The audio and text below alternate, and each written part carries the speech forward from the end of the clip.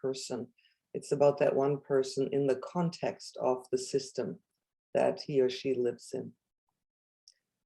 So when we do workshops, we spend quite a bit of time at first to create a space in which we can work, because it is a very embodied meditative work. And so I just want to encourage you for this moment just to take a minute, look around if you're cozy, if you feel like you won't be disturbed in the next couple of hours, and you feel like you can focus into your own body, because that is really how the work moves through you. And we usually take just a moment to close your eyes and to take a deep breath and to see if you can drop your exhale a little deeper into your body. Just to still yourself and come as present as possible.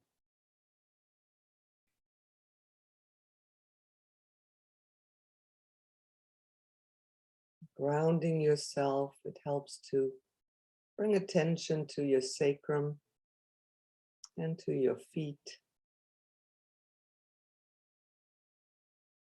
and arrive in this present moment.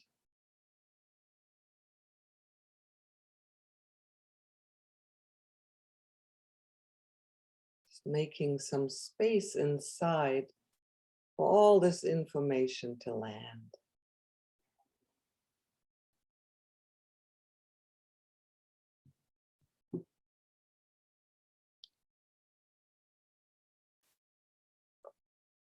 All right, let's go. So the big words for systemic constellation work that came into being is that it works with transgenerational transmission of trauma or ancestral healing. And I just wanted to begin by explaining a little bit, what is that transgenerational transmissions? Basically, what it means is that whatever happens in your system of origin, your family, whatever is unresolved in that family stays in that system's memory. And I'll talk much more about how that happens in a little while. But it's almost like something did not complete itself because it was too overwhelming, it was too much, or whatever else it was too sudden. So these unresolved things move forward in the family system. It's almost as though you have a carry-on luggage bag that has these unresolved things in it, and we carry them. And in our lifetime, we have a chance to open that bag and unpack it and clear it out, or maybe we don't. And if we don't, when we pass away, that luggage stays in our home and our descendants will find it and carry it forward. It's an unconsciously picked up luggage bag. Nobody thinks about this. It's something that's lodged in the system of your family. In constellations, we work a lot with the theme of belonging, which means we identify with our group. And we're very, very loyal to our family, not always consciously, but we'll see again and again in constellations how children will do just about anything to help their parents, to help their system, to move things and take on burdens if necessary. So what we're doing in the work is we're first of all tracing the roots, and then we're working with healing it. We're looking at where is this thing that's in the room now, this energy, this feeling, this problem, this issue, where is it coming from? Where does it originate? And once we find it, we can start doing the healing work there, in the original place, not 2 generations later. I'm going to give you a few examples throughout the talk because it's much more easy to understand what I'm talking about when you hear an example. So, for example, phobia of supermarkets. So this was a constellation I did in Israel. I was invited there to teach a few times. And there was a young woman who came up and she said, I have a phobia of supermarkets. I can't go into supermarkets. Can you help me with that? And in a constellations, we usually start with an interview, a chat. What's it about? What happens when you think about a supermarket? So I asked her about her feelings going in, and it was all the signs of trauma. Her heart rate picked up, she got nauseous, she felt dizzy, she just couldn't get herself to go into these larger supermarkets. It was easier in smaller ones, but in the larger ones, she got completely overwhelmed. And when I asked her, well, what do you think of when you hear supermarket? And she kept saying, there's so much food, so much food. And that made me sit with that. And my next question was, who did not have enough food?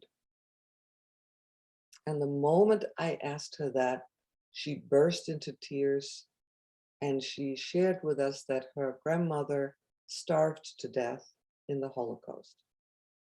So within one question, we went from her fear to an actual event 2 generations before. And this was actually a very simple constellation. And I'll talk more about how we do constellations. We use representatives, or other people call it resonators, someone who steps into the shoes of these 2 people. So we had someone standing in for her grandmother, someone standing in for her in that field. And really, there was a lot of grief around this fate of her grandmother. She grieved, she cried, and she needed her grandmother's blessing to have as much food as she wanted. So once the grieving was moved through a little more, we simply asked the representative to ask the grandmother, can you please give me your blessing if I have as much food as I want to right now? And the grandmother was more than happy to give that blessing. And then the second healing sentence from the grandmother was, this was my fate. Please leave it with me. And with that, there was a relaxation in the room and a letting go on the part of this person. And I didn't follow up. One of the beautiful things about constellations is I sometimes never see these folks again, but I'm pretty sure that that resolved a big chunk of her issue. So there's a very simple first example. Let me just stop here and see if there anything to that wants to be said or asked. You can just unmute yourself. That may be the easiest way to do that. I have a question. Are certain people more likely to pick up the family trauma? If you're more sensitive, if you're more X or Y or Z? It's usually everybody who picks it up, but it gets divided in a family system. And people who are more sensitive in general feel their feelings more clearly. So it may look like they carry a lot more, but I don't think so. I think it gets pretty well divvied up in family systems.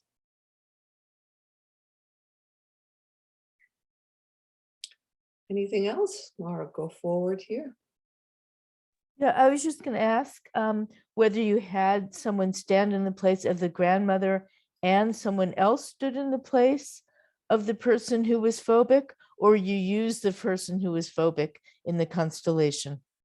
No, we don't. We always use a representative at first, because if you stand yourself in there, you can understand it. If you stand yourself in there, you're in there with all your thought forms, all your narratives, it's very hard to truly listen to your energetic currents without your mind interfering.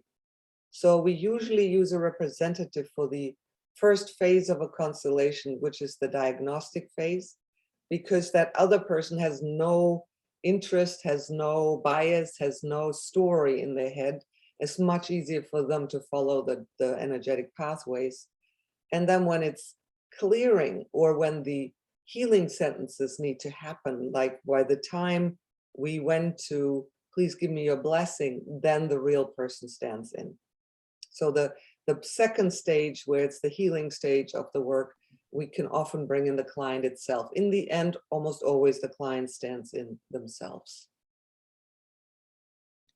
If I resolve an issue or a process myself, does that actually change for my children, or do they still carry it even though I've resolved it? No, that is the beauty of it. The beauty of it, that if you resolve it, for one, heals backwards to where the actual conflict was. And for two, if you clear it, you do not pass it forward.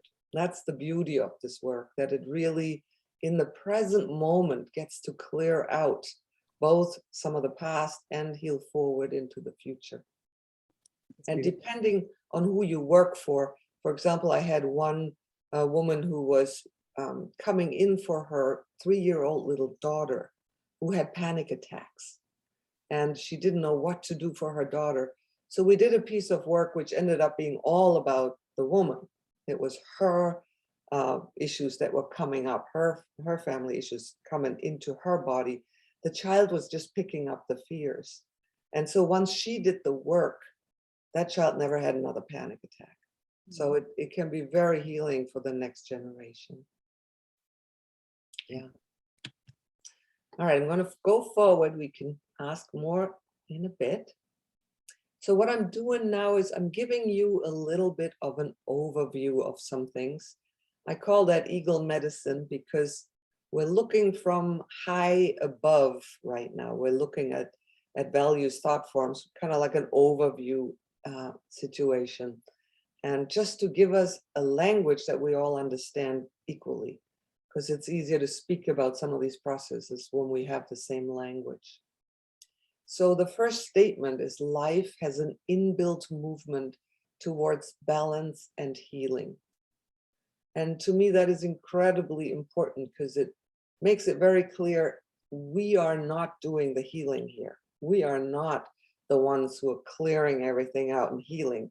All we're doing is we're looking at what's in the way of healing. We're trying to find the obstacles that we're trying to clear out of the way so that life can do what it does, heal and balance and move forward. And the way I think of it is that it's kind of like energy flowing through form, right? So life is transmitted through our bodies and through the bodies of everything alive. And for this moment, if you can just substitute the word energy with the word light, because I'm using imagery from electricity to make this easier understandable. So if you think of light flowing through our bodies, through our life forms, and for humans, the transmission we're talking about goes through our nervous system. We're actually working with light moving through our nervous system all the time. And that is very much like an electrical current that flows through the electrical lines in our house. And I'm using that as an image to understand what happens. Because much like in our houses, whether we have a breaker system, we have a panel that if anything becomes dangerous or overloaded or overwhelmed, the breaker switches and the whole house goes dark because we don't want the danger of the house burning down. Well, our nervous system also has such an inbuilt system. And our nervous system that has developed over very, very many generations, and there is a part of our brain that takes over when we are in moments of trauma or of shock or of utter overwhelm. So some part of our brain kicks in. It's a much older part of our brain because it's been around for a long time to help us survive. We're calling it the reptilian brain. When that moves in and takes over, it applies these very long-standing patterns that have served well for human survival, which is fight, flight, or freeze. Most of you will be familiar with those, and I'm just giving you a very brief input here on what happens there, because that's in many ways what we end up picking up in the constellation work. So When that breaker gets tripped, we leave our normal range of our nervous system wave. You see in the middle here, this green wave here, that is our normal range of a balanced nervous system. When we hang out in that range between the red sympathetic nervous system and the blue parasympathetic nervous system, we're hanging out in the middle there. We feel balanced, we feel we have choice, we're fairly relaxed, we can be fluid. So here there is an open, curious mind, and we can be more activated. The sympathetic nervous system gets us activated, motivated, active, or we may be more in a restful place and closer to the parasympathetic, like down here, where we're more in a, okay, time to relax, time to get ready for rest, sort of a coming down into a more slow functioning nervous system. So that's the normal range. And we do get deregulated pretty regularly. So the black line shows the deregulation. Sometimes the adrenaline shoots up and we get overregulated and we're too anxious and too restless and too active, or we go lower and we're tired and sleepy and can't quite get ourselves going.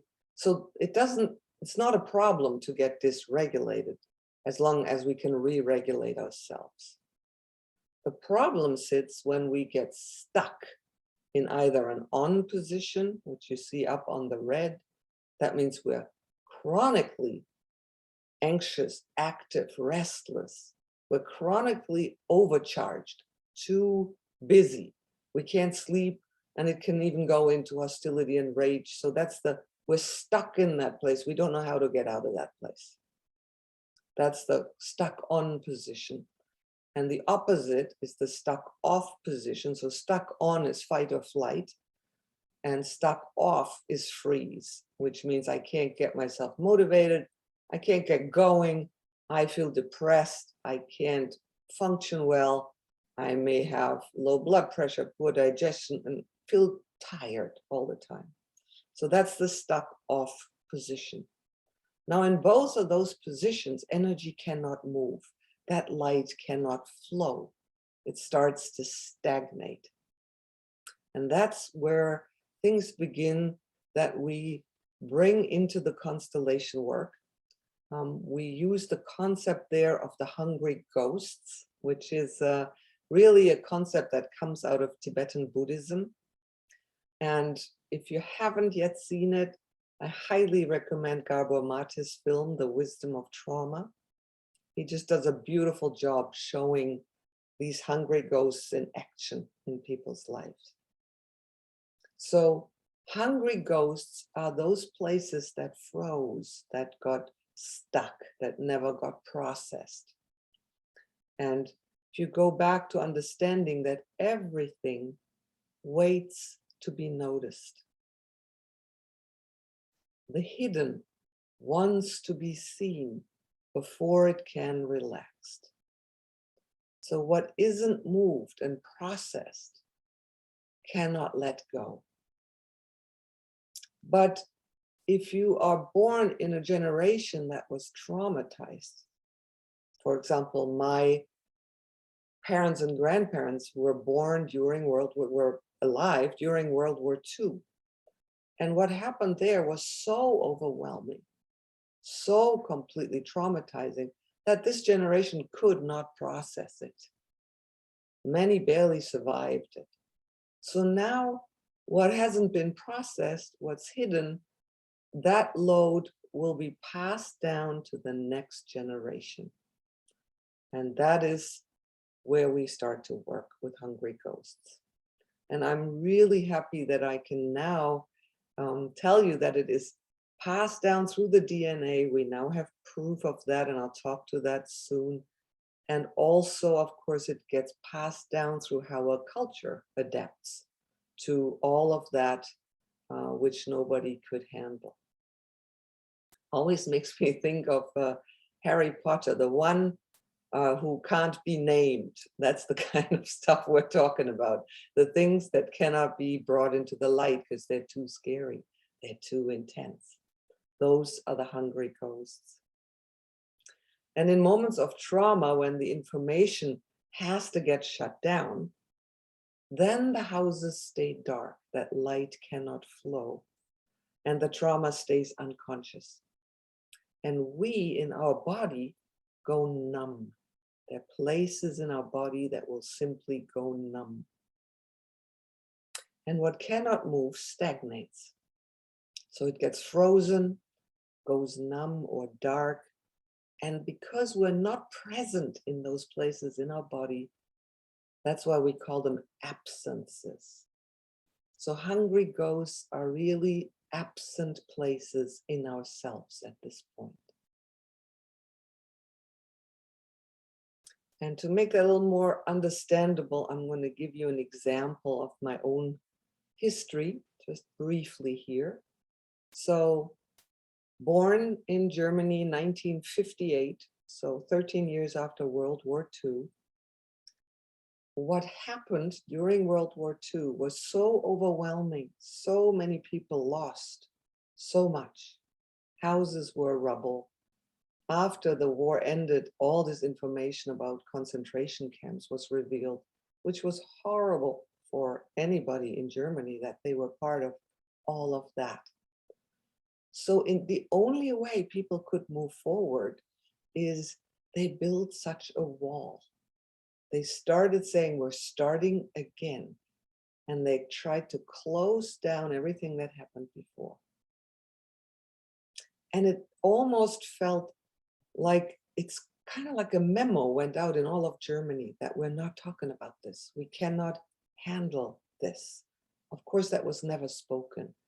But growing up in post-war Germany, I did not hear anything about World War II until I was 17 years old.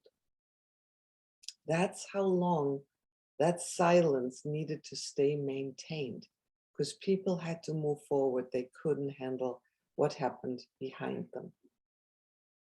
And so what you see here are two levels.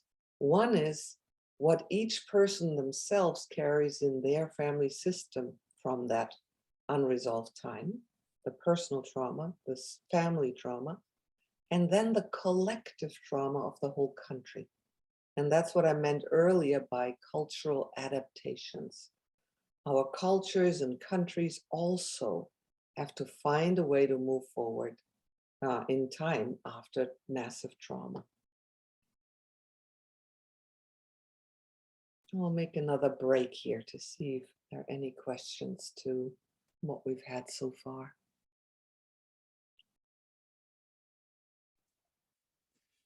I just wanted to say I see a parallel with what's happening in our country right now without being political.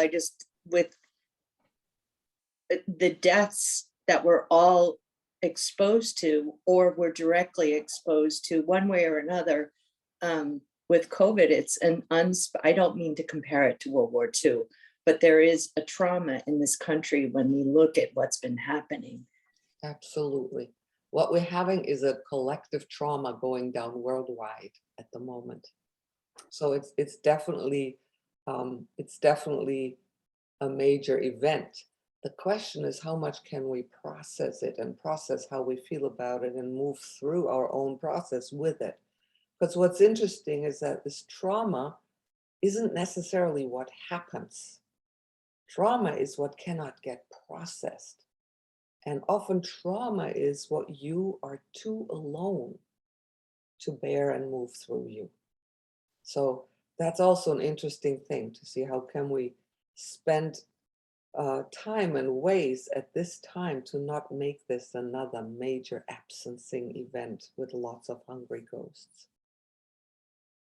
But that goes into the collective trauma bubble, which is another piece of work that also comes into the constellation work, but not on this level right now. Anything else before I go on? I have something that is interesting. I don't remember who is being interviewed, who these two people were being interviewed by, and you might be familiar with it. There was a mother and a daughter. The mother was from Germany and was Jewish, and was a great musician and came over here and said, you know, enough. I want to bring up my children in this beautiful way. And the daughter, who was at that time on the video, like 50 something, was a mess with the trauma. Yes. So that's interesting because actually the mother had a very good life after Yes. she started her. And so it would, in some sense, give me the impression that, oh, it works if you think to just move on. Right. It Yeah. looks like it works, but the It next does. generation, and I remember that interview. I actually use Oh, it. you do? Yeah. It's on my website. It's Thomas interviewing them at one Oh. of our Celebrate Life festivals. So Oh. the story is a little bit, the woman survived Auschwitz because she was a musician. And Right. it's a little more complicated because the musicians in those days, there wasn't any television. And the people in the concentration camps wanted to have music. They wanted concerts on Sundays. So those who played an instrument got better treatment. They got more to eat. Mm. They survived easier. So she survived because she played the cello. And she did what you just said. She said, enough of this. She built that wall Mhm. and said, I'm never going to think about it, talk about it. So her daughter, when she grew up, she saw the tattoo on her mother's arm. And she thought how weird that she would have a telephone number on her arm. That's how little she knew about her mother's history. And she developed all the symptoms. She had eating disorders. She was a hoarder. She developed all the things that come out of not, you know, what the mother's trauma lived through. The daughter had the symptoms. And so it's very interesting to have that conversation. And I don't know if you remember, but the third generation, the grandson, picked up the cello and played the cello with his yes. grandmother until 32. Yes. And then he put it away and never touched it again. So he also was tied into the trauma cycle. So Yes. yeah, so there are many, many examples of the collective and the personal. Yes. So, you know, it makes me feel like one thing that needs to switch in us all is it's not just about us. Right. Well, that's part of constellation. Right? You start to see it's not just all about us. And that's, again, in the indigenous, there's the saying, you have to look 7 generations behind you and Yes. 7 generations in front of you if you want the full picture.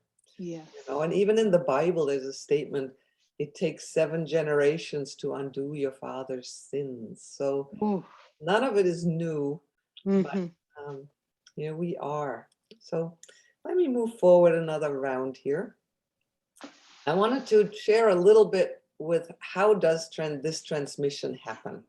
Because that's always in the workshops, there's always a question, how can this be possible? How is this possible that it, you know, moves forward? And I'm so happy now that there are people in this world who are patient enough and diligent enough to do this research, because when I started doing the work, many people did not believe that trauma gets passed forward. And through the gene pool, they just did not believe that was true. We now have a whole science called epigenetics that can prove the changes in the DNA when trauma is passed forward. And so there are plenty of experiments. I'm just very briefly giving you 2 because I'm not the researcher, but it'll give you a little bit of a understanding of how it works. So the main one was a Harvard study where they did an experiment with mice, as psychologists so often do. And those poor mice were put in a cage, and the cage had a wiring in it so it could conduct electroshock. And what they did is they put in the smell of cherry blossom. And after that smell, shortly thereafter, the mice would get an electric shock, small shock. And they did that only 3 times. But after that, anytime those mice smelled cherry blossom smell, they showed all signs of trauma and they were terrified and they were expecting to be shocked again. And then they let those mice breed and they took the pups away from the parents as soon as they were born. And when later, when they were grown, they put in the smell of cherry blossoms, those little mice had the same exact reaction. They were terrified. They showed every sign of trauma and expected this electroshock, even though they weren't even alive when this happened. And they did that for 3 generations later, and each time saw that reaction to the smell in the next generation. So clearly that had passed itself forward as an alarm signal for the animals to beware something terrible is going to happen now. And that made people go, well, it must have been passed down through the DNA because there was no external exposure to any of the stimuli. The second study that has been going on since World War II from in England and Germany is done with descendants of World War II, both perpetrator descendants, so ancestors were Nazis or worked in concentration camps or were clearly in the perpetrator role, and also descendants of victims who had suffered. And in those studies that are now 3 or 4 generations by now, I would guess, there were also very clear indications that those who lived as victims, descendants, had a much higher index of fear, suspicion, vigilance in their body systems than a normal group.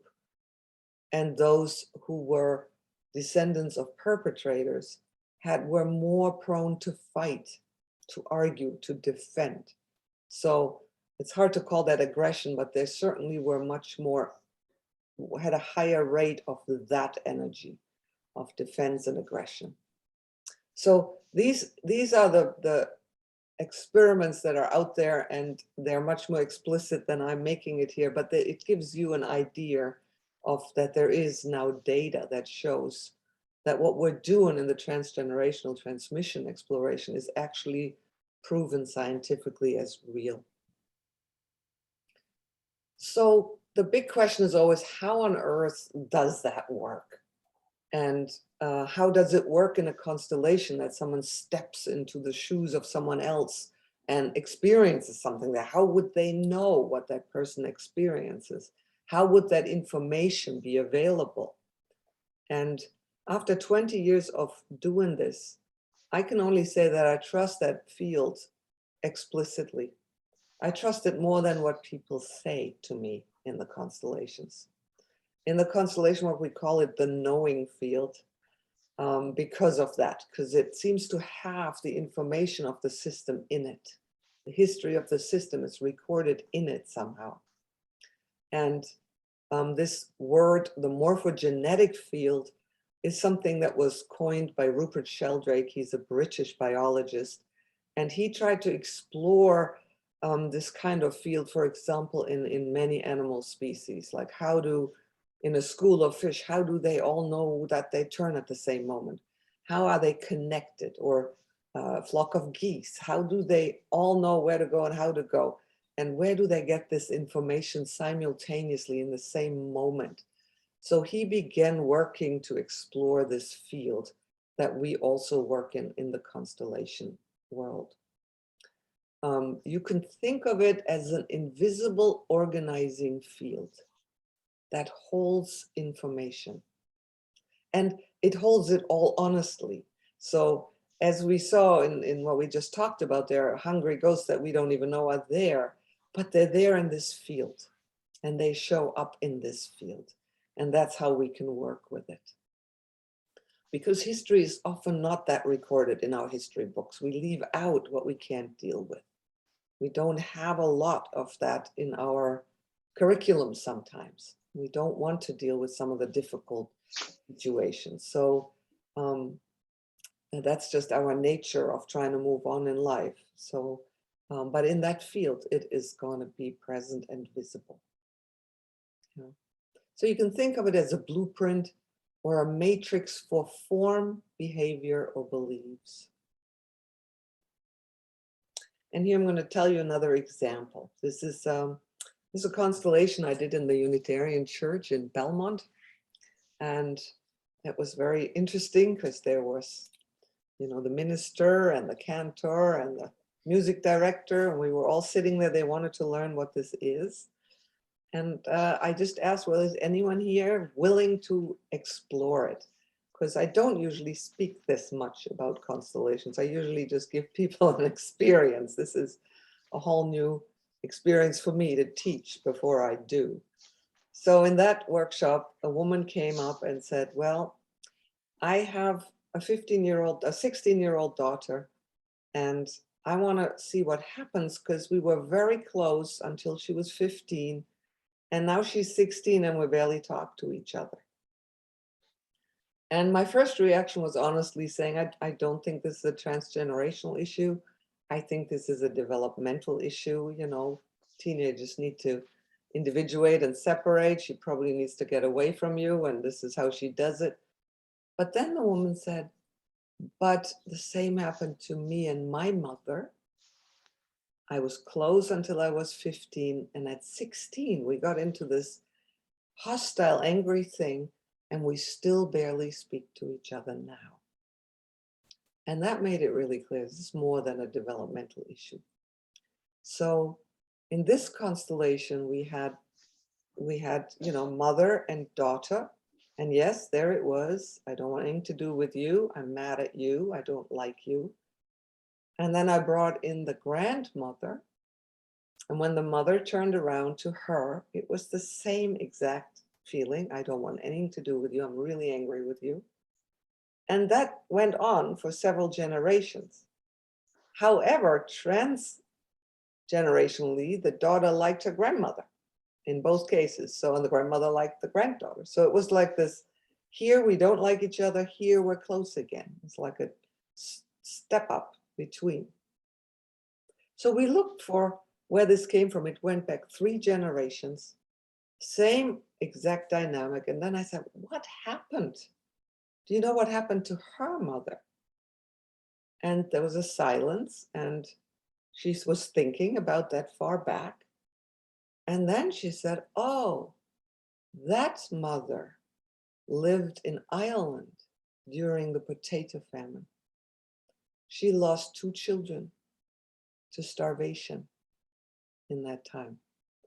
And then she gathered every resource she could to put her one daughter on a boat at age 15.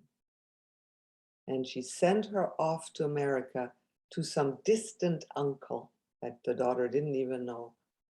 And that was the break. And the moment she shared that information, it arrived in the room. And that's the magic of constellations. When you find it, everybody knows we found it in the room. Because here was the 15-year-old furious with her mother to be sent away from everything she knew, everybody she loved, to some boat, to some guy she's never met. She was furious with her mother. And so here we were with a mother who then started saying, there wasn't a day in my life I didn't think about you. And started oozing out how much she loved this daughter and had grieved for her when she was gone. And the whole room was crying at that point, because it was so clear that she'd sent her daughter away for love. And slowly, slowly, this anger, this mad began to melt. And it took a while for this daughter to see that her mother actually loved her, that this wasn't a betrayal, that this was an act of love. And so this is then where the healing begins, and where slowly we could have the work happen, that this daughter could come home to her mother and reconnect there, belong there, be home again. And that's a reconnection into her lineage, into her country. And once that reconnection could happen and the healing could happen, then the daughter can turn around and look now at her descendant. And very often in those moments, the words we hear are something like, it's as if I see you for the first time. Because before, I saw you, but I also always saw the mother who sent me away. So now I can see you as a mother who has the full support of my lineage. It's a very different way to see your daughter. And then the same process repeated. Then this daughter was mad. Yeah, now you say you see me. You haven't seen me all these years. So then we had to do the same process for 3 generations. But then the love could move forwards through the generations. That's the healing movement in that constellation. Any thoughts or questions to that? May I ask a question, Samvedam? Yeah, please tell me your names because I don't see you. I just hear Okay. a voice. Yes, I'm Laura, and I'm the one that's right across the town line in Cambridge. So with that particular example, and I've had those experiences myself in constellations where something gets unlocked Yes. and then the healing can begin, the sentences can begin. And in my own life, the reason why I'm so passionate about this work is that it's like the healing for me is very quick. Yes. And so I'm wondering how the healing, I don't know if you know what ended up happening with this mother who said I was close and then I wasn't. But I have found that even a small piece of work shifts things really quickly for me. And I didn't know if that's like my own field, my individual and collective field, there's just a quickness about it, or is that typical? Or do they need more work on Right. the same issue? It's a fabulous question. Thank you. It really depends on, so think back on the light flowing through the body. So then there are these numb places where there's no light, right? There's no energy, there's absence, there's the hungry ghost. In this Irish potato famine thing, the grandmother who sent and that event was the hungry ghost. There was the lack of presence of that grief that had to be stuck away somewhere. So when you get that light to flow through, if it really flows through, the issue is finished. Because now it's no longer an issue. Now that woman knows my mother actually loved me and it can heal again. There isn't the need for the anger and the defense and the darkness and all we do to fight or flight or freeze. All of that can let go because we have the connection again. And if that completely happens, the issue is gone. That's the beauty of this. It doesn't always happen instantly. Sometimes it takes 2, 3, 4 months to really clear through the body and integrate. But when it's fully cleared, that issue is gone. That's different than if an issue is hooked into a habit. So for example, we have issues, let's say there's an alcoholic who's used alcohol to medicate a trauma, right? So now we work the trauma. So the underlying reason why the person's medicated for years, we may have helped solve. But that doesn't mean that the level of habit and what we do, that clears right away. You still have to go to a rehab. You still have to clear your habit and the way you've dealt with it for many, many years. That doesn't necessarily instantly poof and go away. But the reason why you've done it, we may have worked with. That's really helpful. Yeah. That distinction. Yes. And also, that said, let me just finish. Also, that said, it isn't always a full cycle of healing. Sometimes we do one click on the wheel of healing, and that's all the person's nervous system can handle at this moment. Got it. The group can handle at this moment. So I also have to respect that's how much we can move this today. Let it sit, come back in 6 months or whatever, longer time, and we'll see where it's at then, because it moves in your system even after the constellation, and we never know how far it moves in your system. So yeah, does that answer your question? Yes, that's so brilliant. Thank you so much. This is Ellen. I have a question. Yeah.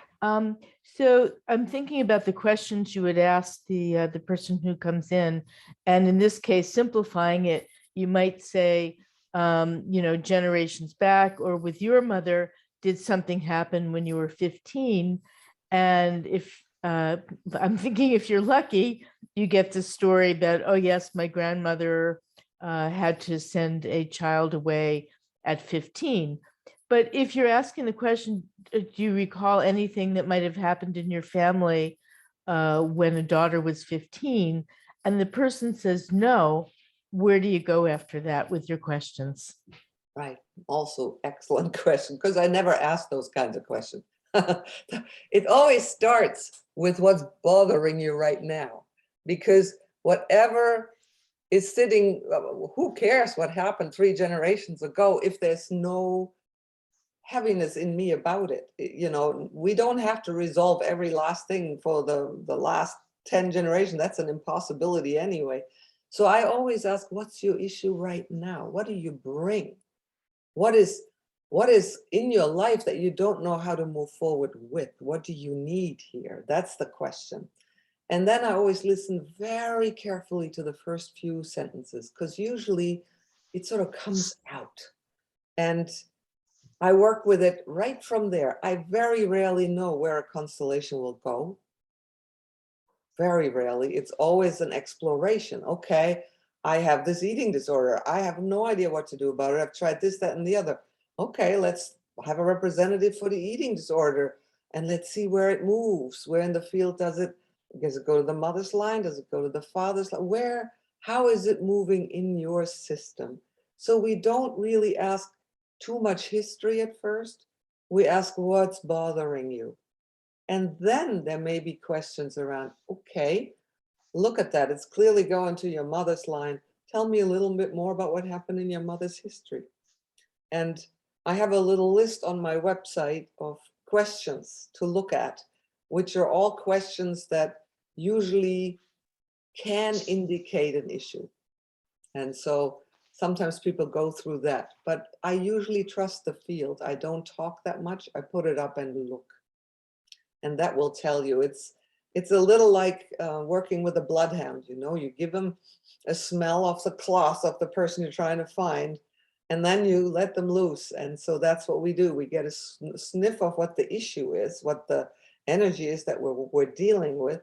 And every time you put a system up in the room, you get a feeling for that system.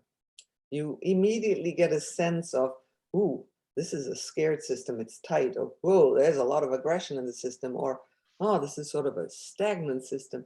So it's the field that usually informs the movements, not the questions. And the corollary to that, and I may not be using these words correctly, is when you have a representative, stand up for the ancestor. Mhm. Is it a form, and this is the word that may not be the correct word, but that comes to me, is it a form of telepathy, or that somehow that the representative is channeling information from the ancestor?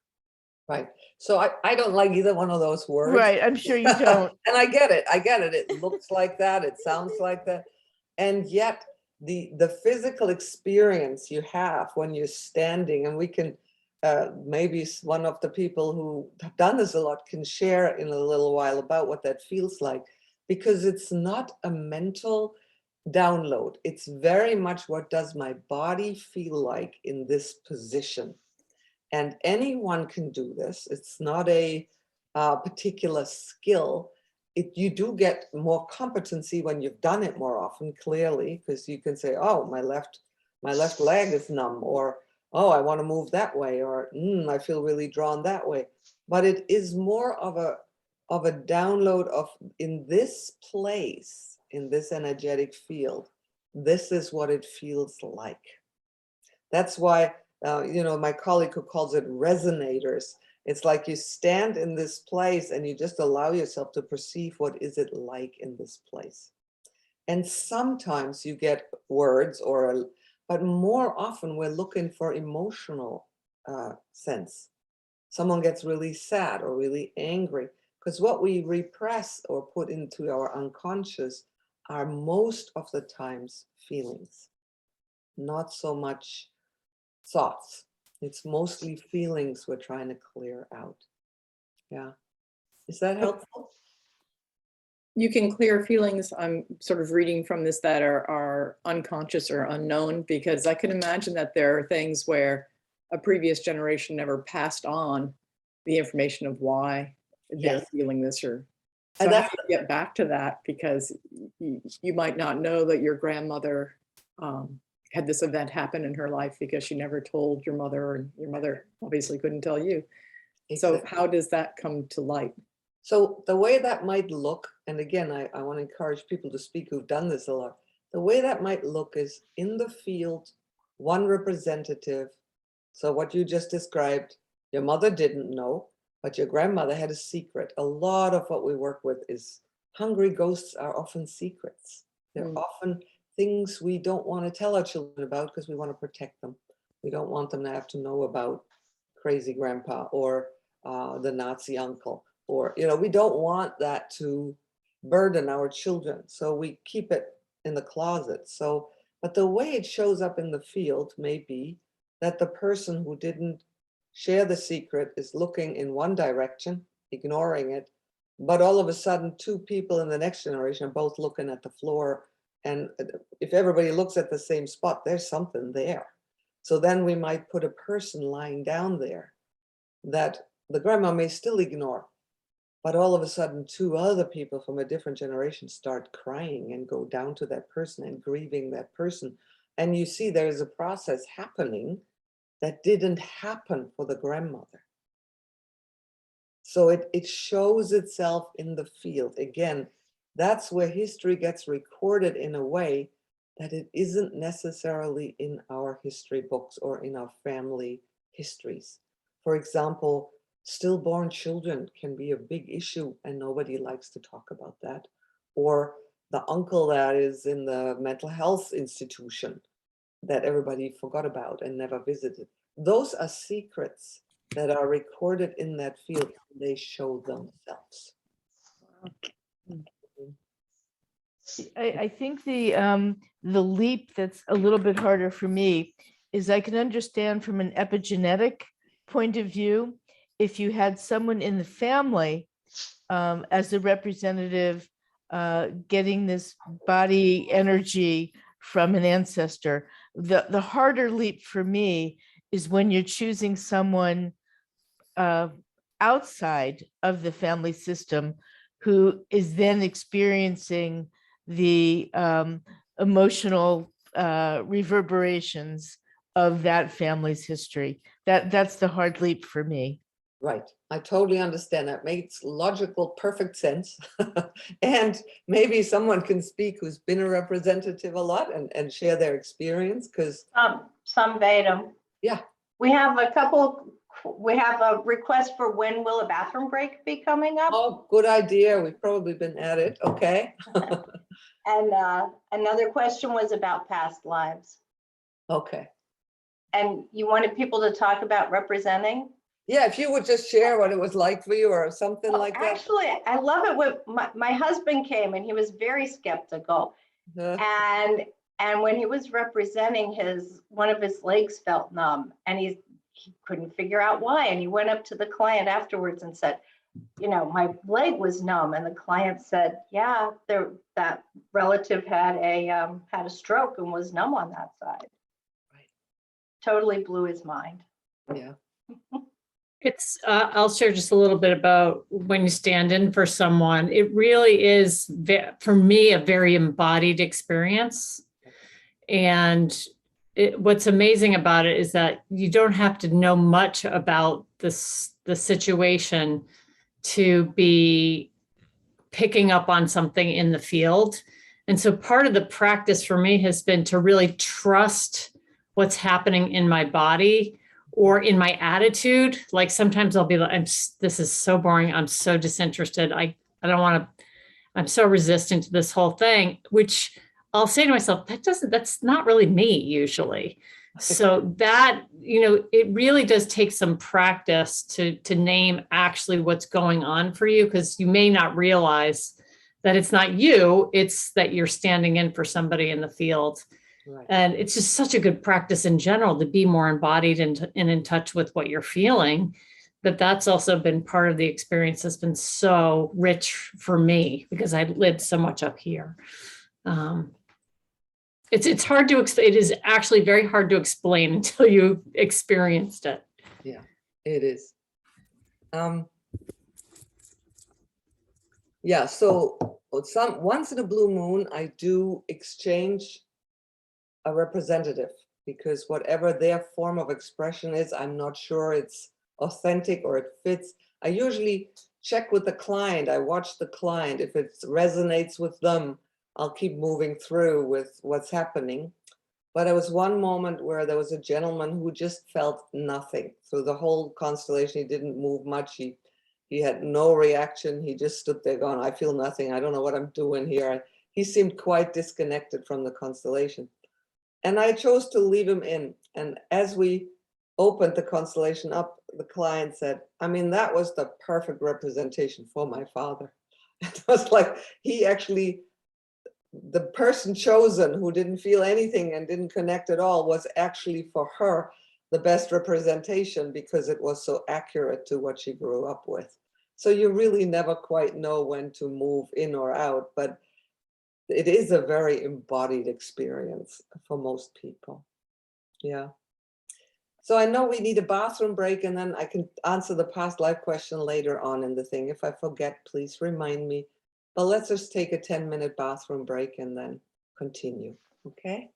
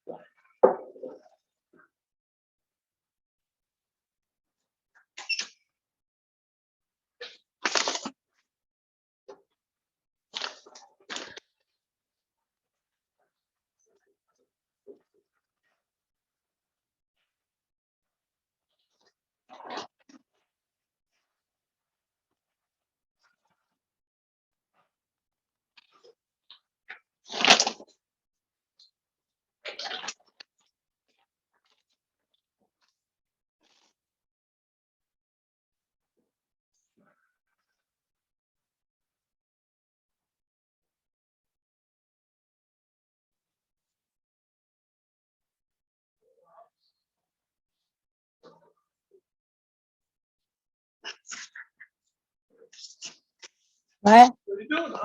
Oh, it's 10-minute break. And then it goes till actually a little while longer, 12:30. And, it's 11. It's 11 to 10. Like it? Yeah, it's she's explaining it's for beginners.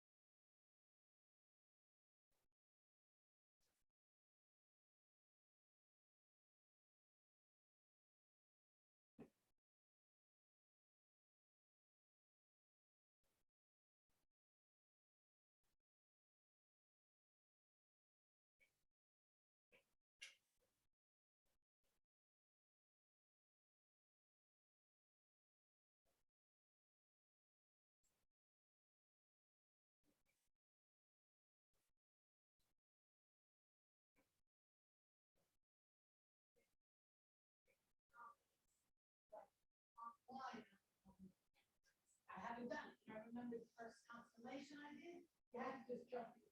And once you broke through that once, that was it. But I haven't done that with groups online.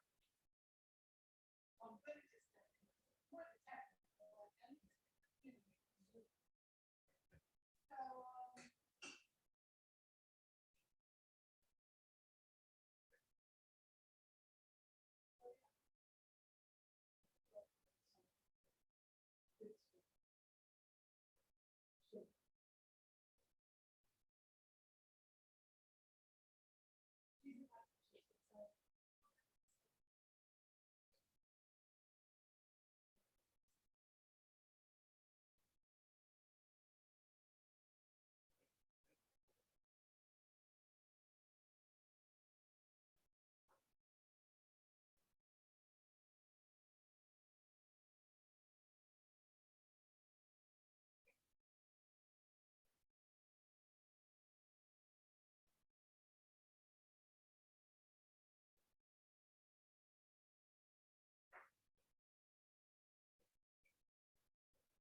I asked about this example that I mentioned to you.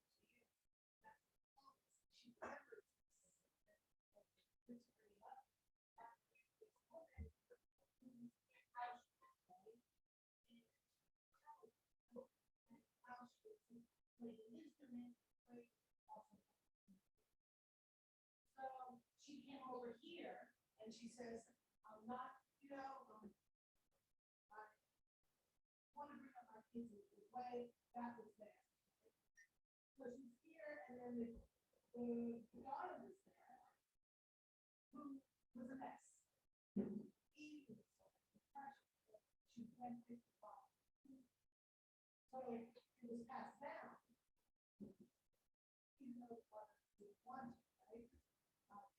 And then the son, her grandson, picks up the child. 32.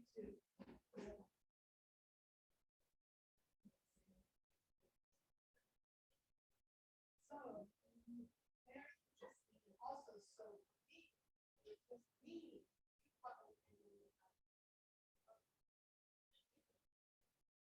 very well is that we're not here for ourselves. We're not well.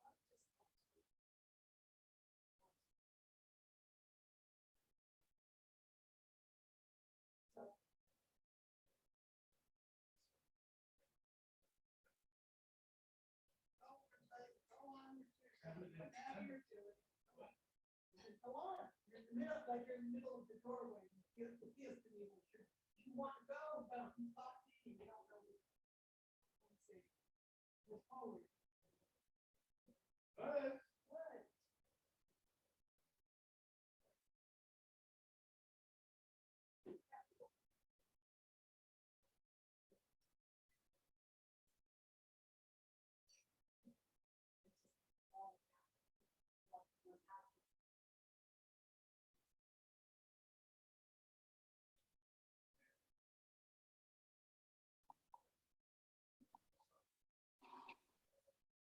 Yeah, I like it.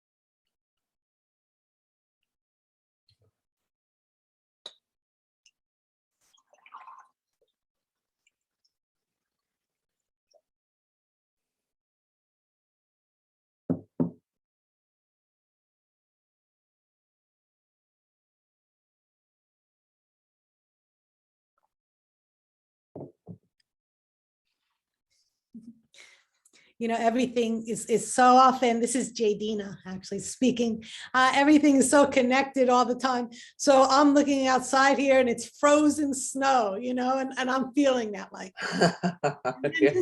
all right. And then just now the, what are they, the snow, the ones that come and, what are they called? That push the snow, what are they? Plow. Go plow. The plow's coming and just pushing it away. And I'm like, oh, thank you. Are we all back? I can't see you guys. That's the weird thing about these PowerPoints. How's it looking, Maya? Are we kind of here or not? Not everybody has put on their cameras, so I'm not sure if they're back. Will you tell me when folks look like they're back? Because I can happily continue. Looks like most people are coming back. If you're here, if you can quickly put on your camera, even if you want to take your camera off, that would be really great, so we can make sure we've got most everybody. Thank you. Thank you. Thank you.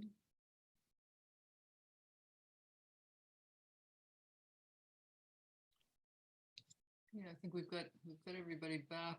It's two people who I'm not sure about. MB, Ellen.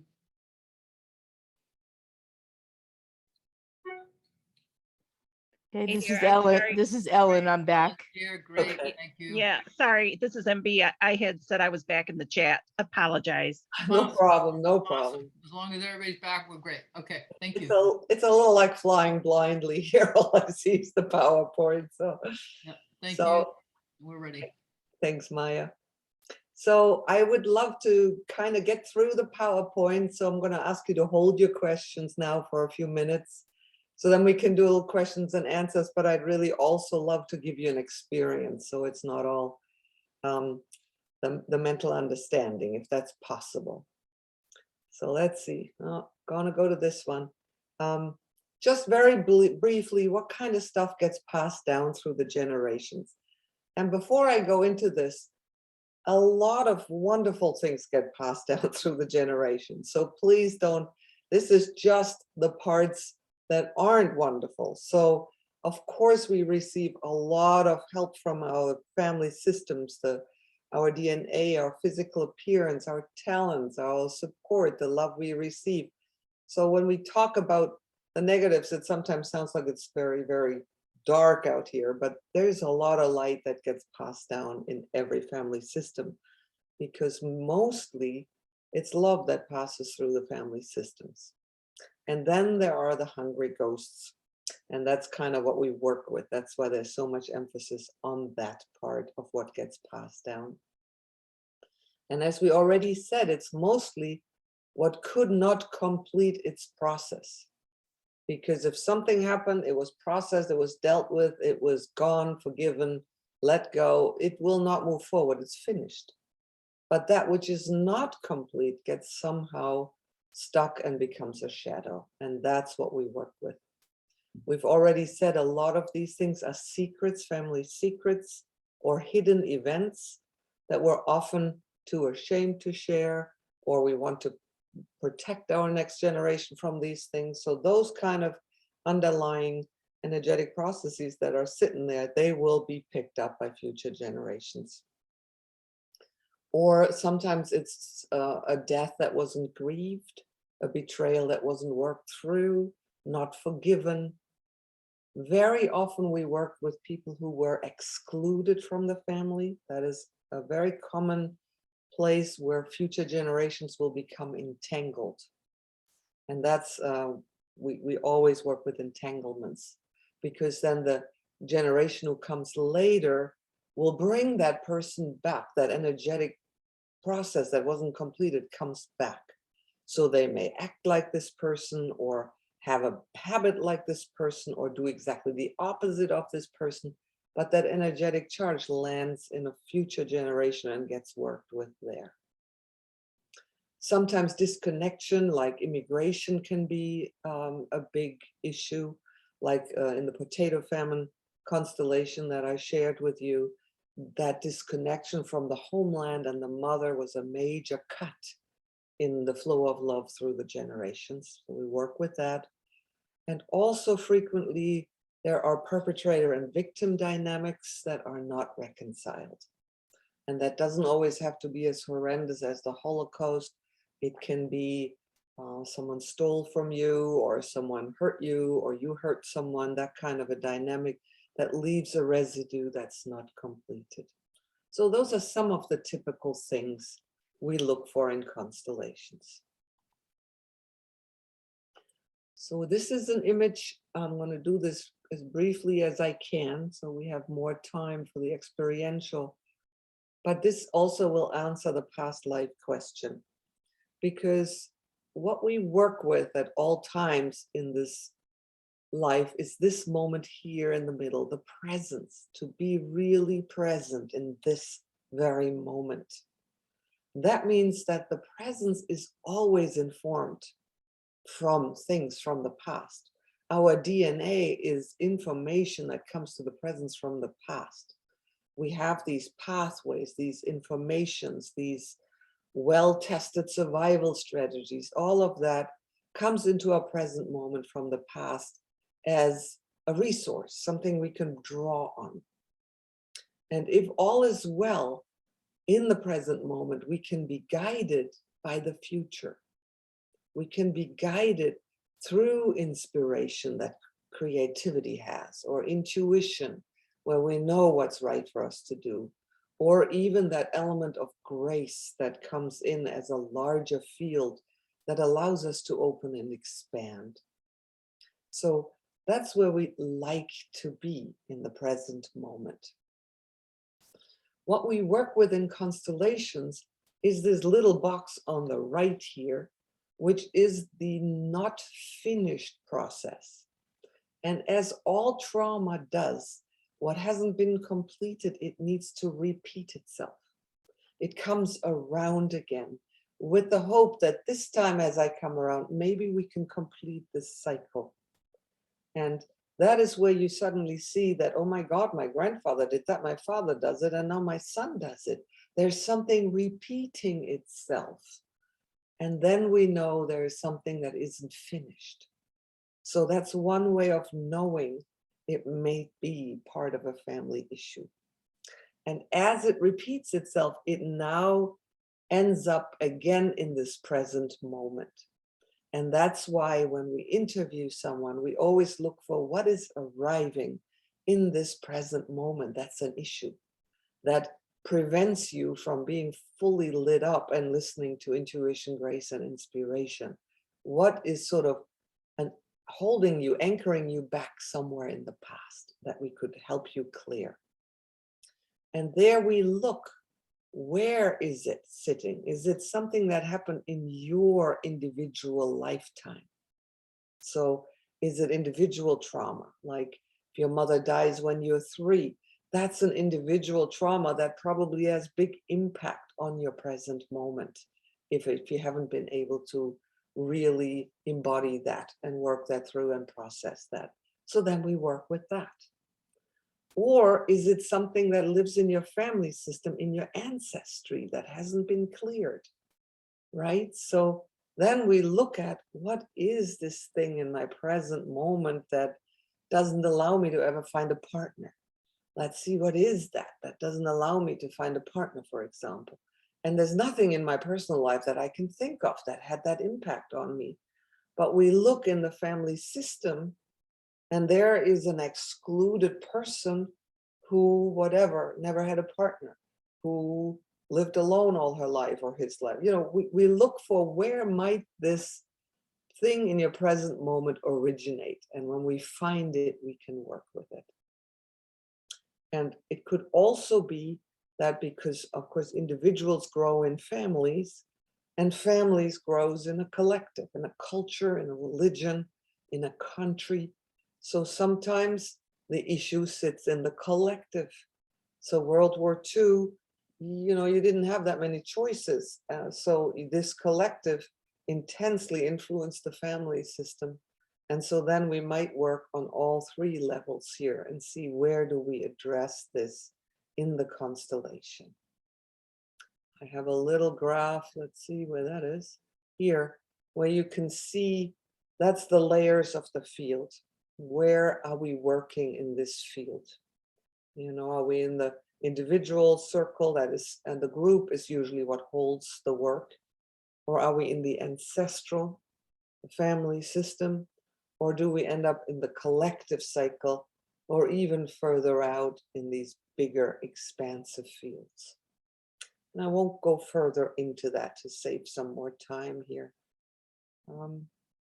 But one thing you could do is sit down at some point and just sit with these three bubbles. My individual, unresolved. What could be unresolved in my family? And what's unresolved in our collective? Just to get a little idea of, what might I be sitting with in my unconscious?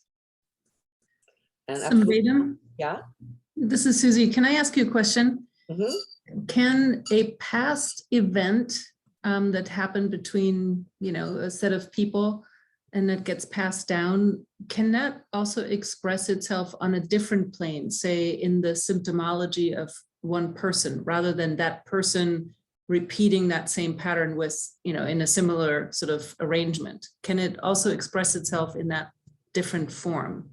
Absolutely. We do a lot of work. There are people who specialize in this work, where you look at the symptom, the physical symptom, as a messenger to something unresolved. So it can absolutely become a physical symptom. It can become a habit. It can become, whatever form it takes, the unresolved will kind of knock on your door and say, I'm here. Either physically, emotionally, through an issue in your life. It can take many forms. Thank you. Yeah. And most of the time, when we look at that symptom, we land in one of those three bubbles. Once in a blue moon, we actually land in something that is more past life related. And then there is a particular way to work with that in a different style of a past life constellation, which I'm not going to go into here. But I would say in 90% of all cases, whatever is in our presence right now is from this, one of these three bubbles. And that's where we look. Samvedam, if I can just ask a quick question, this is Ellen. So if the client comes in and works through this family constellation and clears the unresolved issues from prior ancestral issues, but the intervening people still haven't gotten cleared, does it still work for the person who comes to see you, even if the intermediary people are potentially still stuck with that family trauma? Right. So interestingly enough, think of it more like, when you do that piece of work, it's a drop in that pond and it will ripple. It may not ripple instantaneously, but I can't tell you how often I've seen systems shift when we did this kind of work. That it's not just, you're not just working for this one person who has this trauma sitting in them. You're working for this system. You're working for this whole energetic system, and it affects the whole energetic system. And how much it opens people up, it's kind of like, are they able to allow that to happen? But I have so often seen change in family systems when one person did the work. It's very rare that the whole family shows up. I had that too. I had a family with 5 siblings show up around an issue. It was very interesting because they didn't all have the same experience. Like 5 siblings will have different experiences. And I let the eldest set it up. And it worked very well for the first 4. And the 5th had a very different issue that was brought in that had nothing to do with any of the other issues. So you start seeing that not everybody has the same experience in the family system. But yes, if you do the work and you clear it, it ripples through the system and it changes the system. Okay, let's go on here. Okay, so this is a beautiful piece of art made by one of our team members, Julie Zobel. She's an artist, and she's helped us make some of the teachings visually beautiful. And so here is a little bit what we have found in the constellation works, and I'm going to keep that really brief because again, that could be a whole talk in itself. Most of you know that the work was initiated by Bert Hellinger, a German gentleman who was first a missionary for the Zulus. He was a Catholic priest and then became a psychologist and brought a lot of what he learned from the indigenous people into this work. And he called what he found the orders of love. And basically, we've already spoken about it. This is the love that goes through the family system. You see in the corner up there are the ancestors standing by and just sending their love into the flow of this river. And basically, families are built on this kind of love. Most parents dearly love their children. And sometimes there are interruptions to that love, and that's what we're looking for in the work. And I'm just going to very briefly talk to 3 principles here. We've already talked about belonging. That's the first one on the bottom there, which means that everyone who is born into a family system has the same right to belong to it. And if someone gets excluded, that leads to entanglements, which means a later generation will bring that person back into the family system by feeling the way they felt, by acting the way they acted. Somehow that person gets brought back home. So that's one of the works we do in the constellations to see if there's excluded people that we can bring back in. The second one is that there actually is a kind of hierarchy. We call it an order more than a hierarchy, but it means that each person that has been on the planet longer gets a higher position in the system.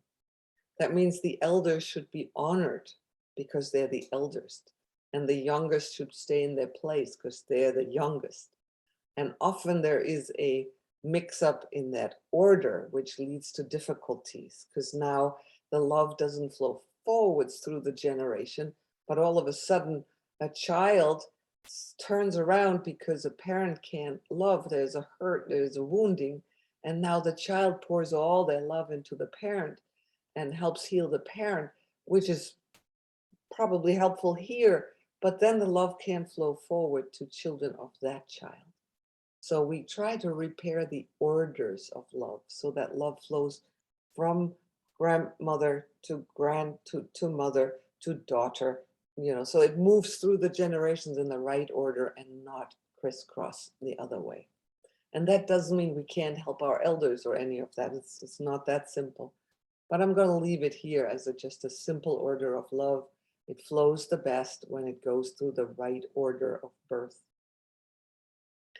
And then there is the last one that I'm also just going to touch on very little, which is that love flows best when there is a balance in giving and taking in relationships. A healthy human relationship is a balance, an exchange. I receive and I give. If they get polarized, that's usually doesn't allow love to grow very well.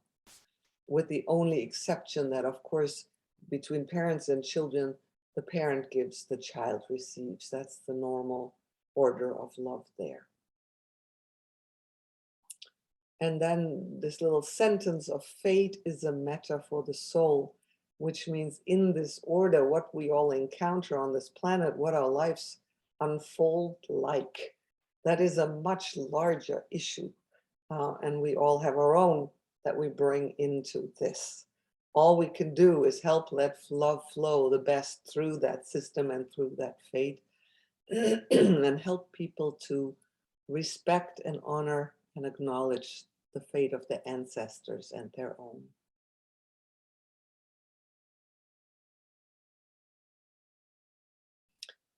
So lastly, what do we do when we try to restore love? I think by now you kind of got the idea that we are retracing and unpacking family dynamics in a safe and attuned environment. None of this opens if we don't feel safe and well held. That's why we most of the time do this in group work, where we do some good attunement to each other, create a safe space, and then help each other to look at what's here in my family system. That's the resourcing.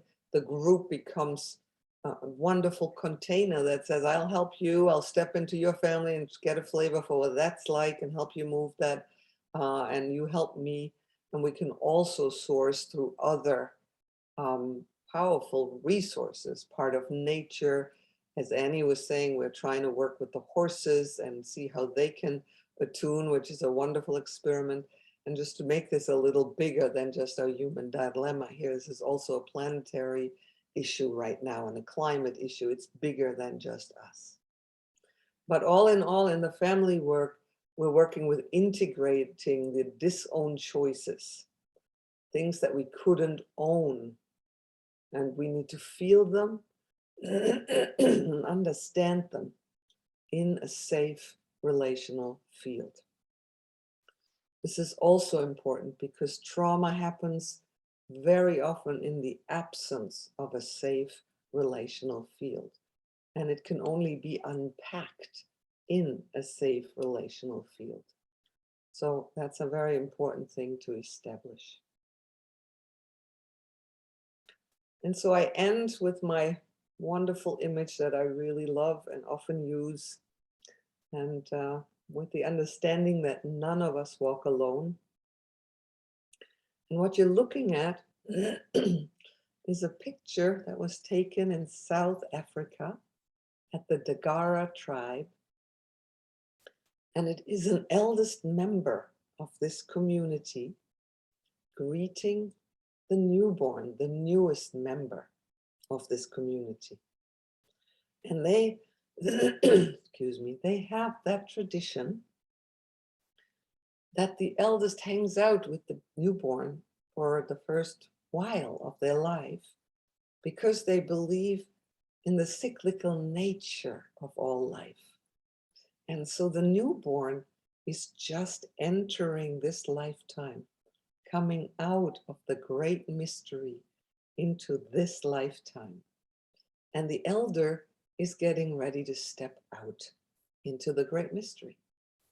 So they believe that when the elder is with the newborn and listens really attunedly and carefully, there might be a message that comes through the newborn to the elder, how he or she can most gracefully complete life and step back out into the mystery. So there is a way that generations listen with great care and love and attunement. And that's what we're hoping to reestablish in our family systems, that kind of listening.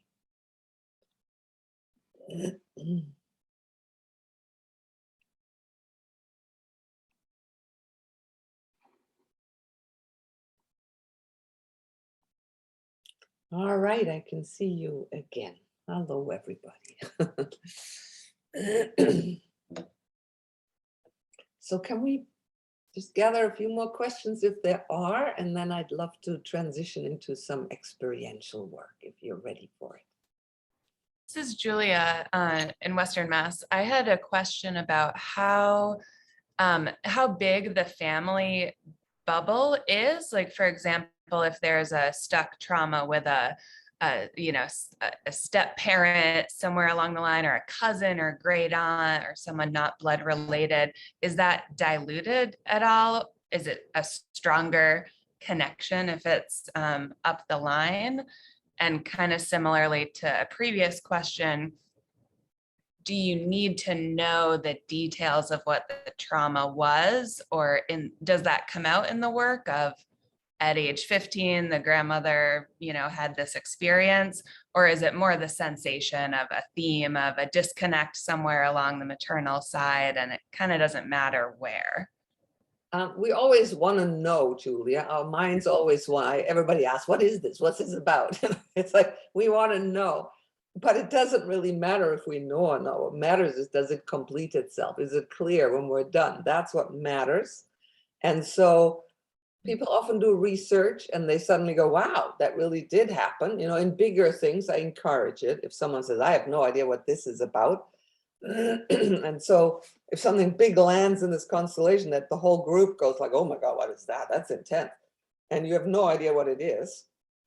You may want to go looking. You see a little bit where it is. It's behind the grandfather. So then you can look and find out what you can find out. But it doesn't really matter for the success of the work if you know or don't know. And as to step parents, there is always an influence around that. And it's not so much is it diluted, it's more what is the impact it has. It tends to be more difficult because the parent now aligns with the step parent, and where does the child belong now? And it shifts the natural order of the family system, and everybody has to adapt.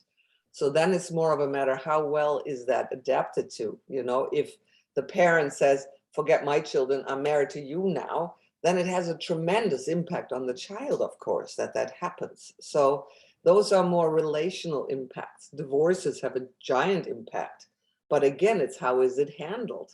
If the child stays in the middle and never gets out of that, because a child cannot choose between a mother and a father, we will always be loyal to both. Even if we're consciously saying, I'm loyal to this one, unconsciously, we're still connected to that one just as much. So those are difficult little places, and they show the loyalty of children and how to work with that, So it's much easier if the child gets permission from both parents to love the other parent. That's a much easier ride than to have to pretend I only love my mother, I hate my father. You can't. And then we find ways to be loyal to both. And I tell you a very brief, beautiful constellation of, I call it perfect loyalty. This was a woman who came in to a workshop, and she had just completed her second 4-year degree program. She's done 2 4-year degrees programs. And she came in and her issue was, she was pretty desperate. She said, I can't believe I'm doing this again. I finished a 4-year degree program some years back, and I couldn't get the dissertation done. I paid all the money, I did all the courses, I couldn't do the dissertation and let it go. Now I've just finished my second 4-year degree program, same story, I did it all, and I can't get this darn dissertation finished. What on earth is up with me? So it was a wonderful constellation. We put up her. I learned her mother had 2 degrees. She was a very well-educated woman. Her father was a bricklayer. She loved him dearly, but he had no degrees. So they were divorced when she was 3. So we had the mother, the father, and a representative for her in the middle. And the representative for her, I'll never forget it, smiled over her whole face. She was so pleased with herself because she was perfectly loyal to both parents. So she turned to the mother and said, dear mother, I love you so much. I'm just like you. I finished 2 degree programs. And then she turned to her dad and she said, dear dad, I love you so much. I'm just like you. I have no degree. And she was so pleased with herself for her perfect loyalty. And the poor client in the chair said, oh my God, this is crazy, So, but again, it was so simple. Her unconscious needed the blessing of her father to be just as smart as her mother and finish 2 degree programs. These are the unconscious loyalties that bind us and we don't even know they do. Right? So that's a little example for that kind of a thing. This is Ellen, and my question is about the non-human resources. Do you ever have like pets stand in as representatives in the family constellation work? So we're exploring, Ellen. We have had pets in constellations, particularly since we have the pandemic, because they just show up and they just do their thing. And it's been amazing sometimes where you're like, oh my God, look at that. Both cats show up and sit right down there. So they certainly respond to the field very clearly. And so they often, in a constellation, we've put up a pet, have a representative put up a pet, and they often represent the heart of their owner. It's a very heart-connected creature. So that comes in through that. And we've also been working with nature constellations, really allowing the larger field to inform us. And as I said, we're playing with horses. I've had my first horse constellation, and it was just unbelievable to watch the animals enroll as a representative. It was mind-blowing to see that. And we're learning how to harness that and be with that. And we have to unlearn a lot of human behavior. I have to unlearn a lot of human behavior at the moment to relate differently in that field. So I have a question. I'm a little confused by the idea that the parent-child balance, the relationship is one way with the parent giving, because it seems that the way things go, the child ends up taking care of the parent. Right. So as I said when I said that doesn't mean the child doesn't help the parent, particularly later in age. It's usually the child helping the parent. That's very different than a child helping a parent. So what this refers to is the early years where the flow of love needs to go forward. But if you have a mother who doesn't have a mother and she's hurting there, then the child will pick that up in the mother. The child will pick up the longing for something. And that's what little children do. They just kind of go, I'll do that. I can be that for you. I'll hold that for you. And they start to act like they're the mother. And, and that's where then the love doesn't go forward, but the mother receives what she didn't get from her mother. She receives it from her child. And that's a reversal of order. That does not mean that when the child is grown up and the parent needs help, they shouldn't go and help them. That's a whole other thing. Okay. Does that explain it? Yeah. Good. All right. Are we ready for a little experimentation and getting up from our chairs? Great. So let me show you very briefly how I do constellations, because I'm going to ask you to do something like that. So here are my little, you see my little guys here? Those are my representatives. They just have, let's see, how can I show these to you? Oh, there's the camera. Can you see them? They have little eyes. So that just shows in which direction the energy is flowing. So when you start to set something up for yourself, you're going to find a place, and it could be, I would recommend it's in your room on the floor or on a table, I don't care, but I want you standing so you get to feel what it's like to be a representative. And for right now, I'm going to ask you to just go with 3 little pieces of paper where you write 1, 2, and 3 on them. Let's play with this a little bit. Let's have an experience. And make it big enough so you can write on the paper what you feel when you stand in that paper. Yeah, it could be just a piece of paper where you can write things on.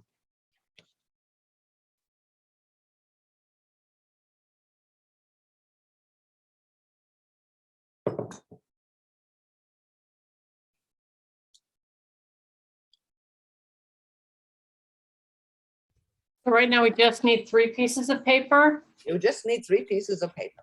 Okay. And a pen. That's all. And a pen. And I'm going to ask you, I'm going to show you, and then I'm going to ask you to do it in your room, and I'll talk you through it.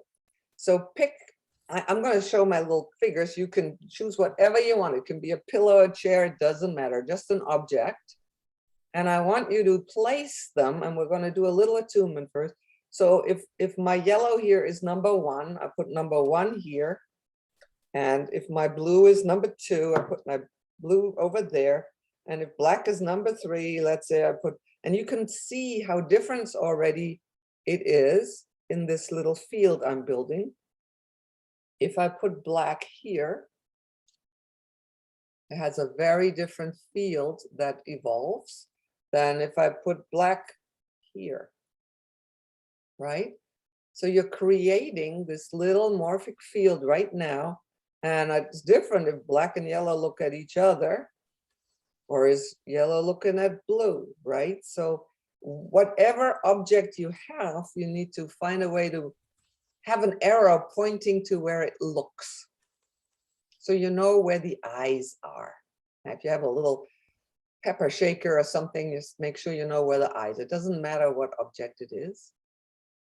But just for this moment, so the way this works is that you will not know who these people are representing, but I'm going to write it down. So we all, as a field, make a decision that 1 is something, and 2 is something else, and 3 is something altogether different. I'm sorry, we're setting up our own field. Yeah, and you're doing it in your room.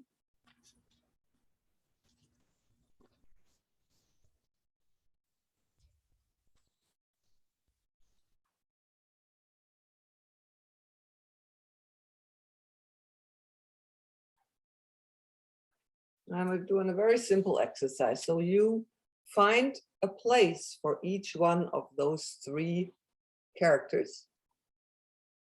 Set them up in the room. Take your time with that, where you want them. And then you're going to stand in each position. So I'm going to guide you through it.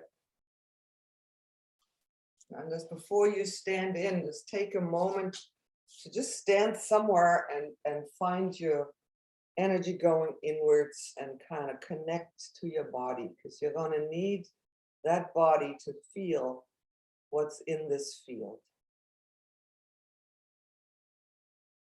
And again, it really helps to let the exhale help you ground and sink deeper, so your breath goes into your belly further down.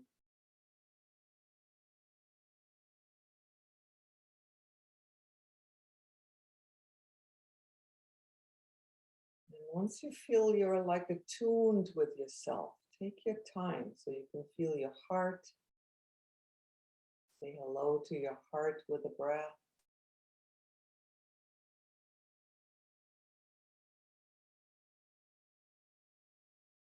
You can connect up through the crown if you like to say hello to your spirit, soul.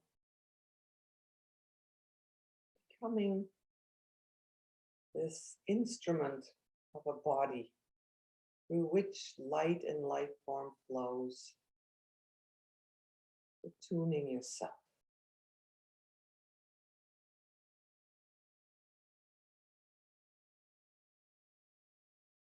And now you're going to find the place for your first object. And just stand with that object. If you haven't placed them yet, then do that first. Put them where you want them in your room.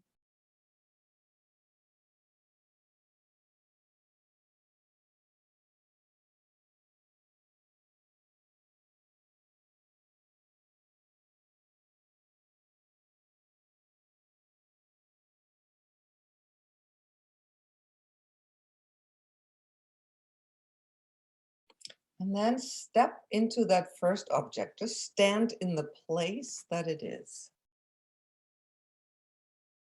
And look in the direction that it looks.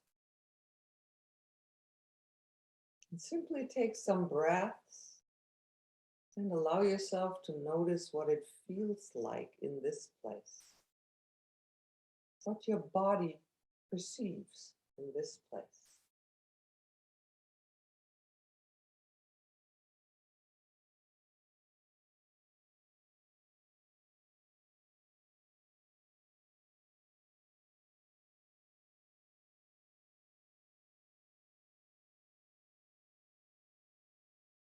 And as you relax into it, just notice if maybe your body has some impulse to do something, a slight movement or a turn, or not.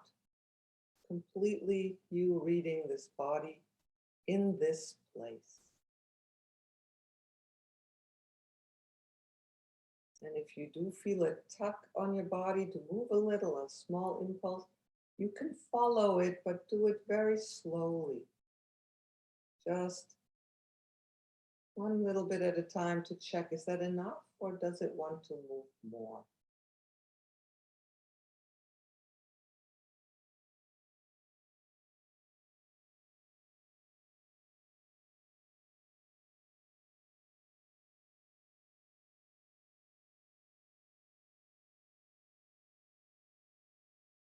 And also take a notice if you're aware of the other two objects, or if they kind of don't matter to you. Are they part of your awareness? And if they are, do you like them or not?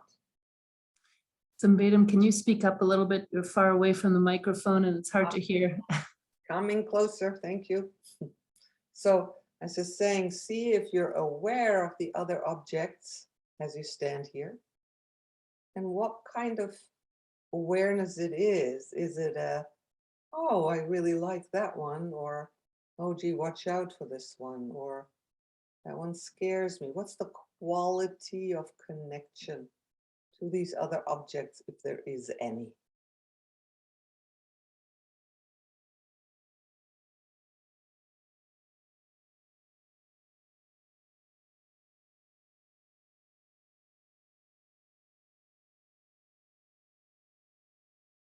And then just take a moment to write down what you got there on your piece of paper. Anything you got, just write it down.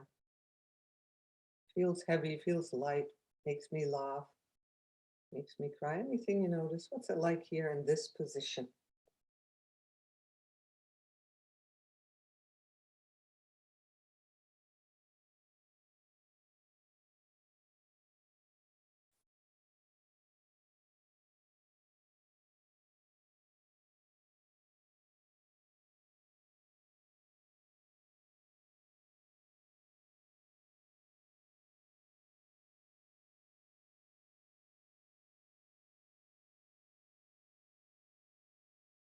And then when you've finished with that, shake it out a little bit, because you've just stepped into somebody's energetic field, and you've used your body to transmit that. So you just do a little shake and clear it out, and then step into the next object. See what it's like there.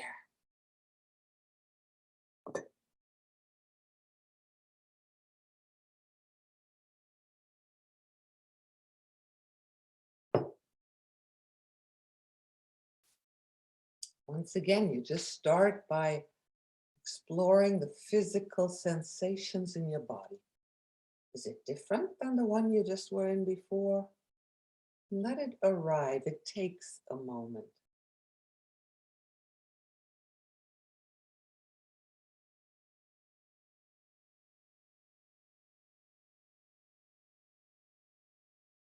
Just notice what your body does here,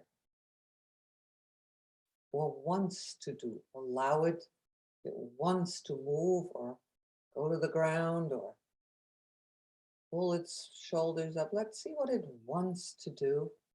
And if there's nothing, that's perfectly okay also.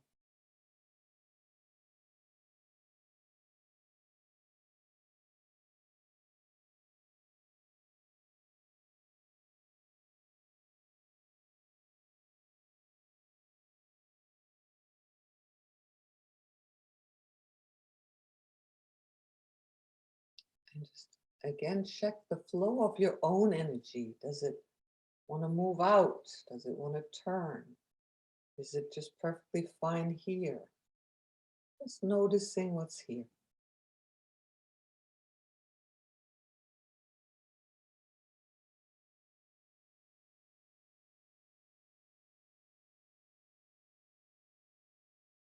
Then once again, check in with the relation. Am I aware of these others? Do they matter?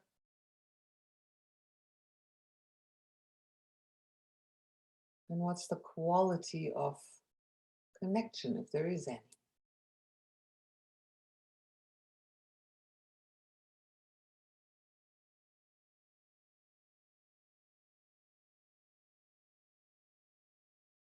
Can I see the others?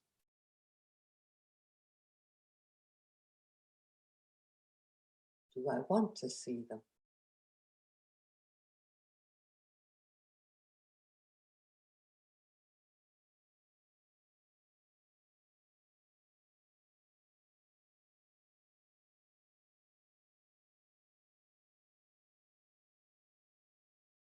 Take another moment to see if there's any movement towards or away, up or down.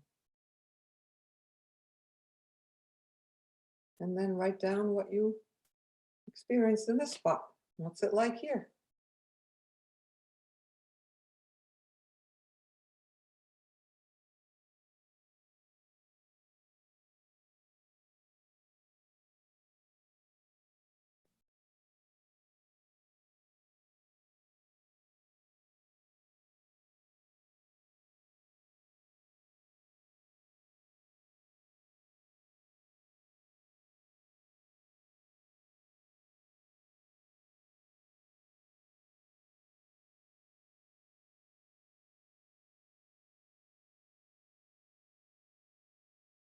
And when you're done with that same procedure, clear it out, shake it out, clear your body from this representation, this spot in the field.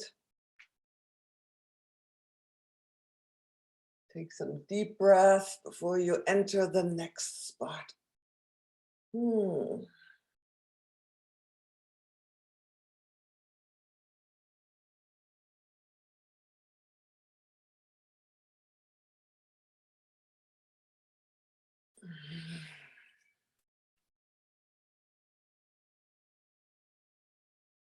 And then the same thing, see what it's like there. You're just gathering information, becoming the resonator for that spot in the field. Listening with your body to what is there.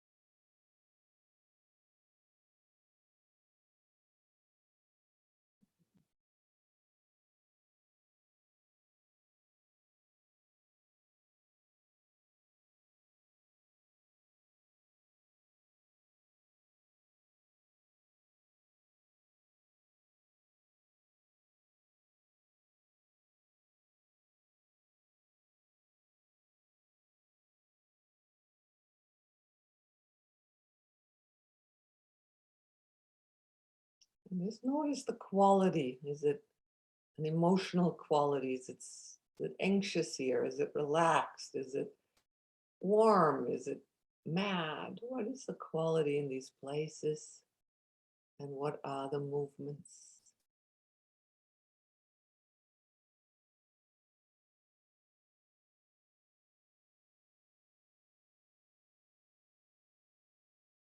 And also check in again with the relation.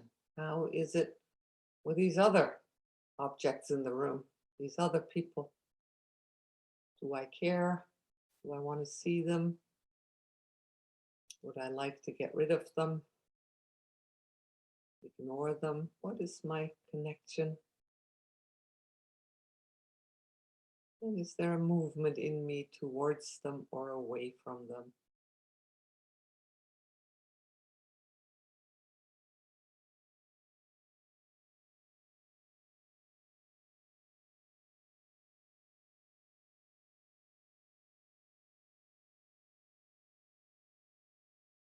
And then once again, just write down what you get.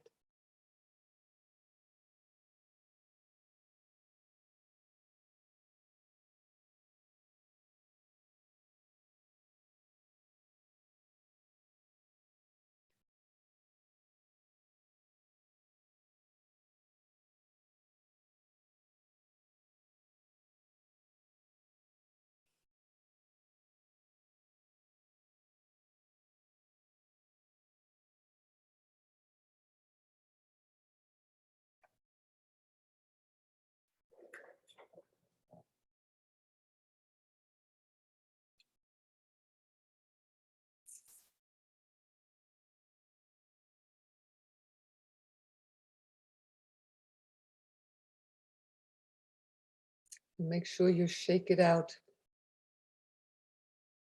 Mhm.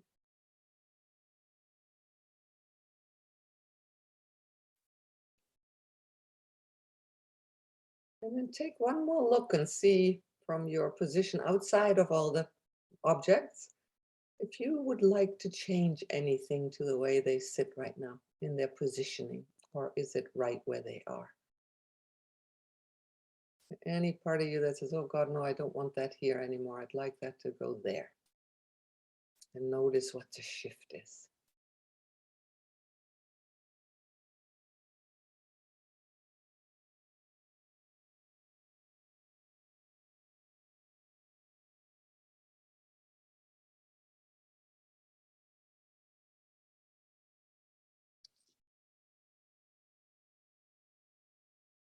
And then whenever you're ready, bring your papers and we'll come on back.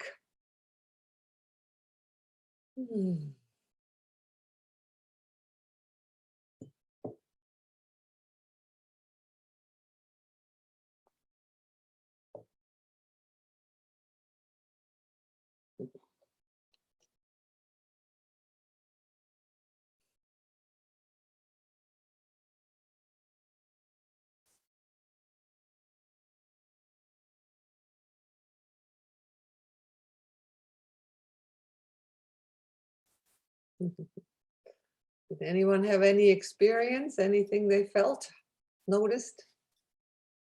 Yeah. Did they feel different, the three positions? Good. You had a little start.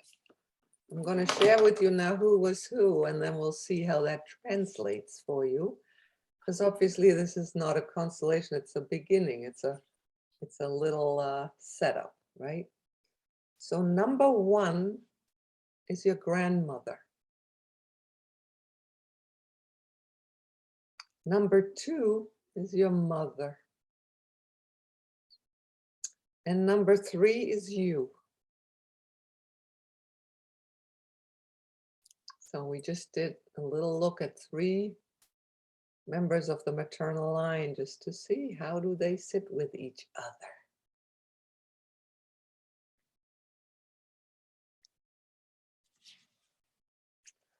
And I was hoping I could take at least one of you through a full constellation, but I'm getting a little worried about the time here at this point. So it may just be a sharing. Does anyone want to speak to how that went?